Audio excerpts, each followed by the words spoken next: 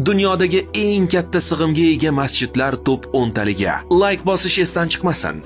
Boshladik. 10-o'rinda Eronning Qum shahridagi Jomkaran masjidi. Unda bir vaqtning o'zida 150 ming odam namoz o'qiy oladi. 9-o'rinda 175 ming odam sig'adigan Hindistonning Bhopal shahridagi Taj-ul masjidi turadi. 8-o'rin Indoneziyaning Jakarta shahridagi Istiqlol masjidiga tegishli. U o'z bag'riga 200 ming namozxonni sig'diradi.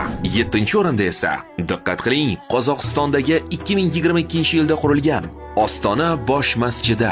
Uning sig'imi 230 ming nafardan ham ortiq. 6-o'rin Pokistonning Islomobodidagi Faysal masjidiga tegishli bo'lib, unga 300 mingdan ko'proq odam sig'adi. 5-o'rinda esa 400 mingdan ortiq namozxonni o'z bag'riga sig'dira oladigan Falastinning Quddus shahridagi Al-Aqso masjidi turadi. 4-pog'ona yana bir bor Eronga tegishli. Bu safar Mashhad shahridagi Imom Rizo Shirin masjidi.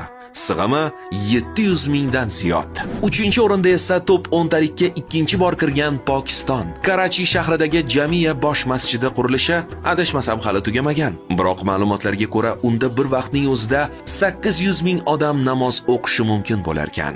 Sig'imi bo'yicha eng katta bo'lib qolaveradigan 2 va 1-o'rindagi masjidlar esa shubhasiz Saudiya Arabistonida joylashgan. Islom dinimizdagi ikkinchi eng muqaddas masjid Madina shahridagi Al-Masjid An-Nabaviy 1,5 million namozxonni o'z bag'riga sig'dirsa, Makka shahridagi qiblamiz biz uchun eng muqaddas bo'lgan Ka'batulloh joylashgan Masjid Al-Haramda bir vaqtning o'zida diqqat qiling 4 milliontadan ortiq odam ibodatda bo'lishi mumkin ekan.